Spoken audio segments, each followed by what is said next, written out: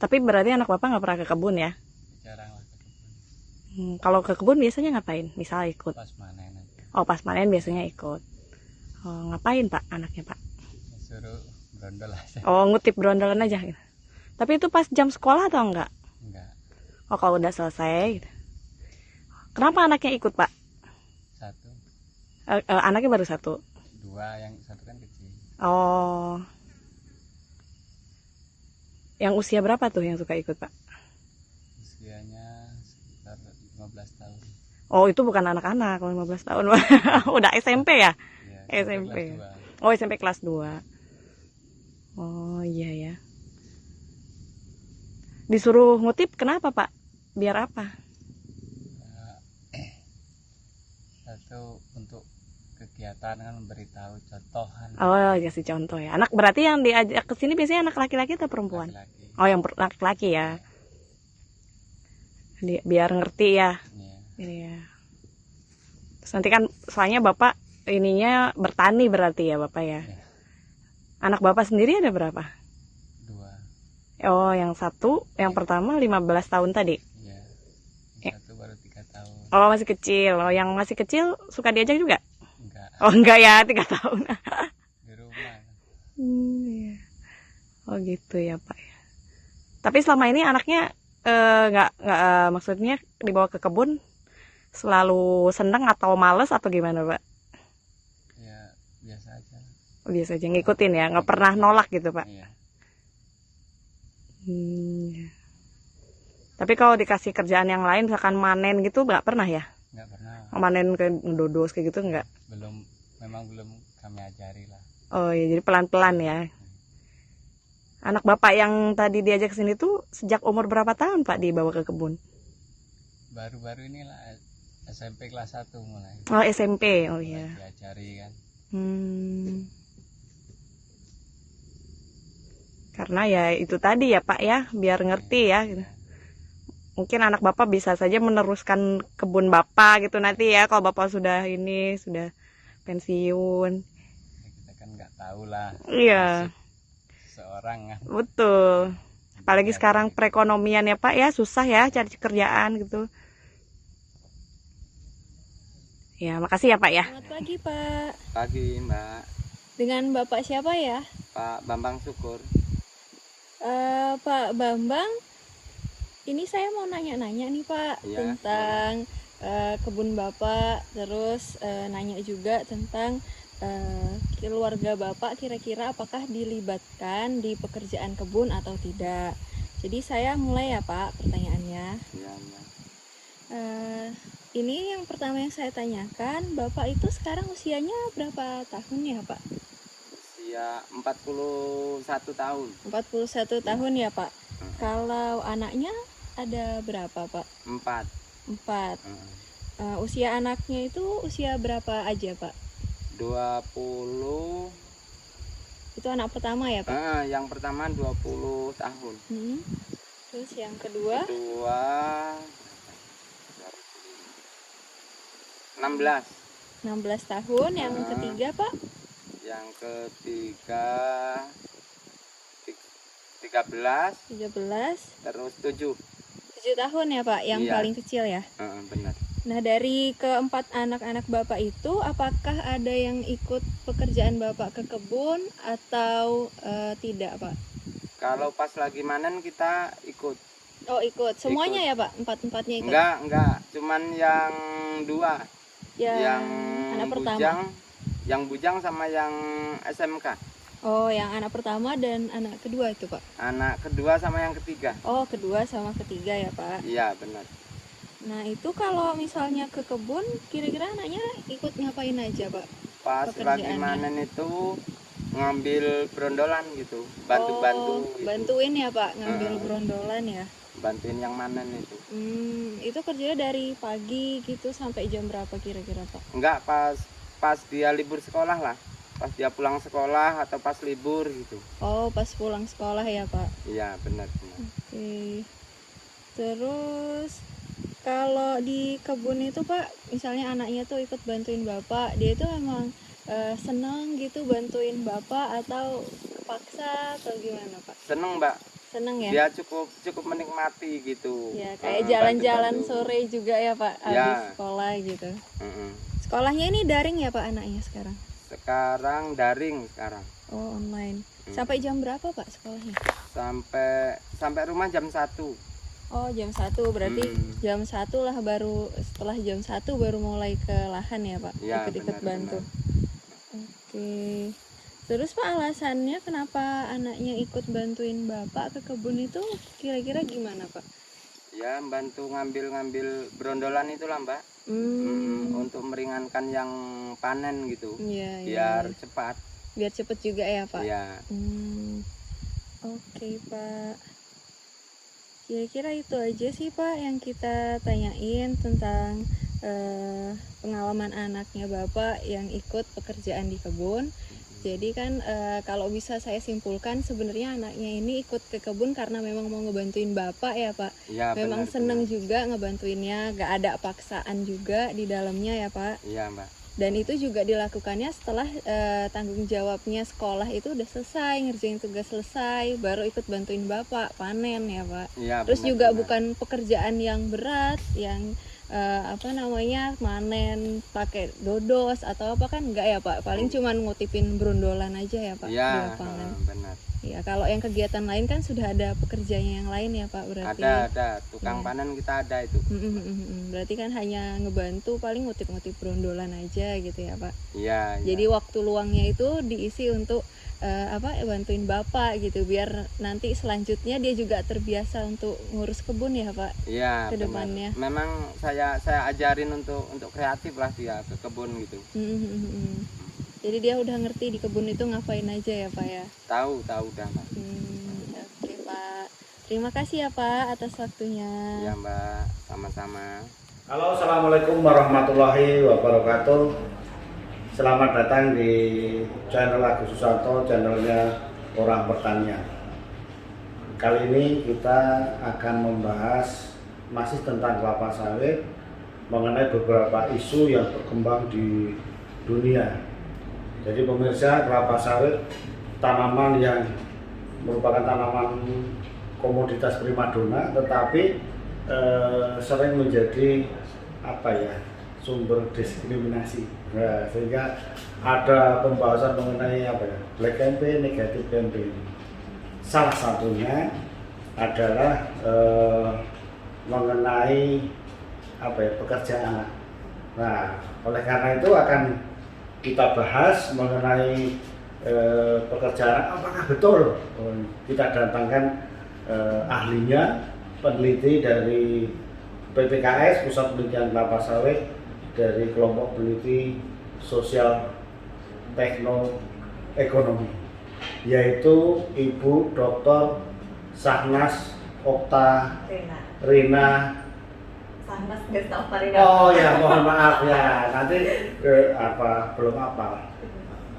Ibu Dr. Sahnas Desta Oktarina. Berarti kelahirannya Desember ya.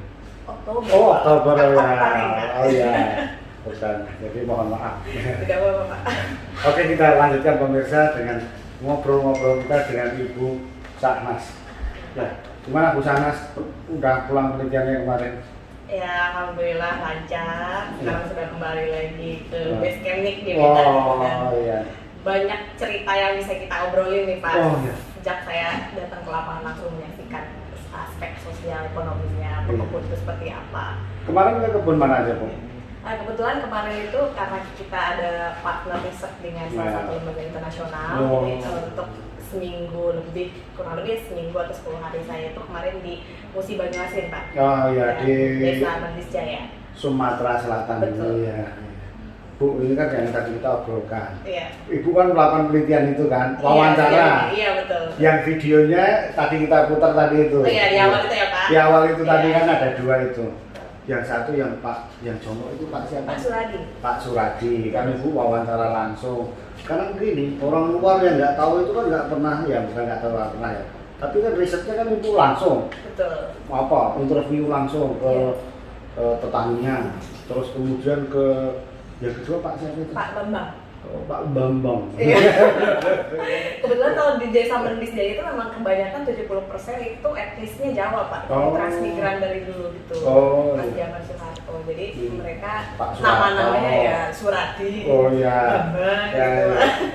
Iya. Aku sadar nggak aku. Ada, Pak. Tapi kebetulan pas kami ke kebunnya belum ada bapaknya. Iya. Iya. Jadi singkatnya, Iya. itu setelah hasil wawancara itu kan ibu yang wawancara. Betul. Itu gimana? Apa hasilnya? Hasilnya ya. Yang mengenai apa lah, child labor Yang apa? lebar itu ya, ya. ya, bagus sih Pak. Terima kasih ya Pak sudah dikasih wadah podcast nih Wah, khusus iya. tentang membahas Iya. child exploitation di kebun sawit. Iya. Karena saya sendiri sebenarnya kemarin datang ke lapang tuh bukan fokusnya kita ke sana ya, cuma sembari kita ketemu pekebunnya ya, kenapa enggak kita Iya. tanyakan isu seperti itu karena lagi hangat-hangatnya. Saya sendiri cukup prihatin dengan isu yang dikeluarkan dari investigasi Associated Press kemarin yang menyatakan bahwa ternyata praktik tata kelola kelapa sawit di negara produsen utama seperti Malaysia dan Indonesia itu ternyata masih ada faktor eksploitasi anaknya katanya seperti itu. Ya, kalau menurut saya udah salah itu ya kan. Ya. Kebudayaan orang Eropa atau dengan orang Asia itu kan beda. Betul sekali. Kan anak itu kan mengasuh anak aja beda. Betul. Kalau di sana ya cuek-cuekan setelah umur 17 tahun terserah kau lah kan. Iya, gitu. betul. Padahal kalau kita sudah sampai tua pun kadang Iya, ada culture ya itu iya, kan culture Pak, kan yang beda. kayak membantu orang tua tuh ada kan. membantu orang tua. Dan itu resiprok ya Pak, itu tidak hanya di orang tuanya ini tapi anaknya juga ada rasa ingin untuk membantu keluarga. Iya. Dan dalam bentuk apapun termasuk ketika saya datang ke lapangan pun dan saya mewawancarai, sebenarnya saya wawancarai ada 3 sih Pak, Iya. dari 3, cuman yang saya buat footage-nya memang 2 orang itu saja yang pekebun. Ternyata ketika saya tanyakan apakah mereka memang pernah membawa atau sering membawa anaknya ke kebun, mereka menjawabnya rata-rata jarang dan tidak sering reguler itu ada, HOK-nya tidak ada seformal itu, dan serta-merta diajak ke kebun hanya untuk diberikan pembelajaran itu bagaimana sebaiknya kita mengurus kebun itu seperti apa. Iya, diajak ke kebun pun apa konotasinya itu bukan eksploitasi. Betul. Ini yang perlu diluruskan. Iya, betul. Justru bantu membantu, makanya kan beda konsep di Eropa atau di mana kan kekeluargaan dengan, makanya sana kan individualis kan. Gitu lah. Jadi Pak Suradi sama Pak Bambang tadi gimana ceritanya? Nah, kalau yang Pak Suradi itu kebetulan memang ketika saya tanya usianya berapa, jumlah anaknya berapa, beliau itu memang yang paling kecil itu usianya 3 tahun dan yang paling besar itu usianya sekitar 15 tahun SMP lah ya. Saya tanya di antara 2 anak itu yang mana tuh yang paling sering diajak ke kebun? Tentu saja Bapak itu secara spontan tanpa saya lilit, dia menjawab ya yang 15 tahun itu gitu, yang SMP itu yang saya ajak itu pun ya kadang-kadang. Dan kemudian saya juga mengkhawatirkan nih apakah praktik membawa anak atau mengikut sertakan anak di kebun itu merampas hak mereka, dalam artian apakah mereka jadi tidak bisa belajar, apakah tidak sekolah, apakah tidak bisa bermain. Saya tanya kepada bapak tersebut, apakah anak itu dibawa ketika jam sekolah? Malah bapak tersebut menjawabnya juga justru setelah selesai sekolah anaknya kan. Dalam artian berarti memang tidak ada praktik yang dalam perkebunan kelapa sawit di mana hak anak tidak terpenuhi di sana. Justru di waktu-waktu senggang anak diberikan waktu untuk belajar, untuk memahami keterampilan langsung di kebun seperti apa. Begitu. Kan diajari supaya ke depan dia juga bisa untuk membantu keluarganya, untuk regenerasi berikutnya. Terus dan diajarnya itu kan ya udah besar, udah sampai laki-laki pula gitu. Betul. Nah itu ya. Yang kecil ya namanya kecil, yang 3 tahun gimana? Iya, kan? nggak mungkin kan Pak? Nggak mungkin. Jadi, tambah lagi Pak, satu lagi ada iya. fakta yang menurut saya sih ini saling berkesinambungan dan berhubungan. Motivasi petani itu strategi yang menurut saya cukup apik karena meskipun petani tidak mengerti data Indonesia atau tidak mengerti statistik nasional, pada kenyataannya dari Bappenas sendiri di tahun lalu 2019 ada keluaran hasil riset dari Bappenas yang menyatakan di tahun 2030 nanti Indonesia akan mendapatkan bonus demografi, demografi dividen, di mana jumlah populasi usia produktif itu lebih besar daripada usia non produktif. Artinya ketika itu terjadi dan infrastruktur pasar tenaga kerja di Indonesia tidak memadai, ditambah juga persaingan bebas tenaga kerja dari luar bisa masuk kapan saja, tentunya sebagai keluarga petani yang dari dulunya udah regenerasinya bertahun-tahun, dari generasi sawit keberapa sampai keberapa tetap berkelola sawit, tentunya harus ada ilmu yang diturunkan untuk anak-anak itu supaya nanti ketika memang di tahun 2030 nanti banyak sekali tenaga kerja, terus lapangan kerja menipis, masih ada alternatif gitu untuk pekebun itu bisa mendapatkan mata pencarian gitu Pak. Dan itu jadi pengusaha sendiri, kebunnya sendiri. Iya betul. Karena lahan pekerjaannya memang sudah ada tiang ya, Iya, kan itu. Kemudian apalagi ya, yang dari Pak Bambang tadi yang diputar tadi anaknya 4 gitu. Iya betul. Ya. Jadi itu pun yang diajak juga hampir sama polanya saya lihat, kan cuma 2 kan yang besar-besar. Dan pekerjaannya itu bukan yang memang berat, yang memang membantu meringankan yang ringan-ringan mengambil brondolan terutama. Jadi gimana ini? Ya karena ya ini sedikit melansir dari Associated Press juga ya Pak, dari tudingan, saya anggap tudingan ya, karena menurut saya kajian dari Associated Press itu tidak jelas transparansi datanya, tidak jelas dalam hal mereka mengambil objek yang mana, tapi dengan sedikit objek yang mereka kaji mereka mengeneralisir. Dan dari kajian itu tidak ada aksi nyata atau langkah solutif yang apa yang harus dilakukan dengan adanya kajian itu. Jadi menurut saya agak kurang proporsional juga gitu ketika hasil kajiannya cuma segitu terus dianggap itu bisa mengeneralisir seluruh perkebunan tata kelola sawit di Indonesia. Jadi ya pada kenyataannya di Associated Press itu mereka menyatakan di sana bahwa anak-anak itu dipaksa untuk mengkemis, dipaksa untuk menumpuk inti sawitnya. Padahal pekerjaan seperti itu mempunyai risiko yang sangat tinggi karena kan berkaitan dengan senyawa kimia dan herbisida dan sebagainya. Yang pada umumnya untuk pekebun itu sendiri juga harus terus diperhatikan ya SMK 3-nya ya Pak. Nah ketika saya mewawancari langsung apakah Bapak membawa anak itu ke kebun untuk pekerjaan yang susah, memanen, mengegrek atau apa, ternyata tidak gitu. Ternyata mereka cuma mengutip brondolan aja yang ringan-ringan gitu, karena mereka sadar sendiri gitu untuk pekerjaannya sangat berat dan untuk diberikan kepada anggota keluarganya sendiri yang mereka tahu risikonya berat itu tidak akan mungkin gitu diberikan. Dan gini, yang nulis itu juga belum pernah ke lapangan pasti. Iya. Betapa beratnya ngegrek gitu. Iya betul. Iya kan? Dan dari saya lihat dari dokumentasinya juga saya tidak bisa yakin, kurang meyakinkan untuk saya kalau gambar tersebut memang dilakukan di office studi itu. Iya. Itulah artinya dalam artian kurang adanya transparansi dalam kajian itu yang membuat saya tergelitik untuk ya udah kita buat sendiri gitu podcastnya. Iya. Jadi terakhir ini Mbak, kesimpulan mengenai apa ya child labor itu bagaimana duduk permasalahannya? Ya. Menurut saya tentang child labor atau saya tidak bisa bilang itu child labor ya, tapi child participation, jadi kayak pengikutsertaan anak di kebun itu tidak identik dengan sawit saja Pak menurut saya, apalagi di negara berkembang seperti Indonesia dan yang memang dominan agraria ya itu pertanian gitu.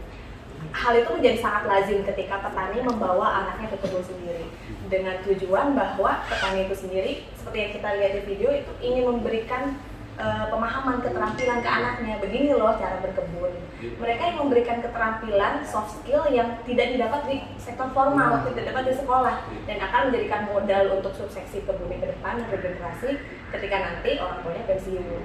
Tidak hanya di kebun, Mbak. Betul. Di toko-toko itu saya lihat anaknya masih kecil disuruh jadi kasir. Betul.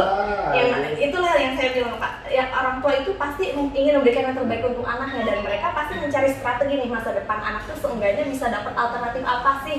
Dan yang tadi kita kasih kami sama di antara 4 anak atau 2 anak kan tidak semua anaknya diboyong semua ke kebun kan. Pasti orang tua tuh tahu oh yang ini anak ini bagus nih terampil di kebun. Yang ini anak ini terampil nih di beres-beres gitu. Ini yang ini terampil nih ditulis menulis. Orang tua itu pasti tahu karakteristik anaknya. Tidak semua anak dibawa dan hak tanggung jawab sudah dipenuhi dan tidak dilakukan di pos-pos pengerjaan yang beresiko, menurut saya tidak masalah gitu. Dan tidak ada satu lagi, tidak ada HK atau hari orang kerja atau apa satuan upah yang gitu, satuan upah yang baku untuk anak, karena dalam kajian sosioekonomi sendiri, kajian untuk pengupahan untuk family labor itu dibilang shadow price. Nah, kita tidak bisa mengkaji dengan satuan nilai yang baku tertentu karena itu adalah keluarga dan biasanya nilainya bias itu tidak sama dengan labor pada umumnya. Jadi menurut saya sejauh ini memang culture Indonesia seperti ini gitu, dan itu pertanian di mana-mana seperti itu gitu. Tapi selama hak anak, tanggung jawabnya sudah terpenuhi dan tidak diposkan di kegiatan atau aktivitas yang berisiko tinggi dan juga tidak dieksploitasi, menurut saya sih tidak apa-apa untuk terus melanggengkan pemberian pemahaman mengenai tata kelola kebun seperti apa.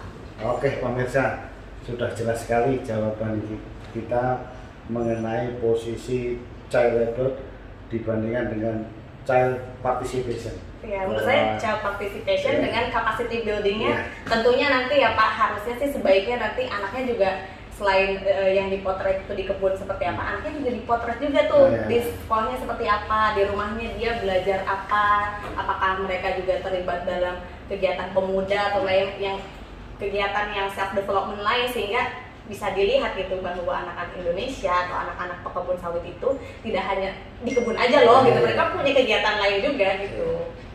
Ya, oke, terima kasih sudah panjang lebar, nanti kita bahas lain waktu lagi yang lebih lama lagi tentunya. Oke pemirsa, terima kasih, mudah-mudahan bincang-bincang kita bermanfaat bagi dunia kelapa sawit. Terima kasih. Assalamualaikum warahmatullahi wabarakatuh.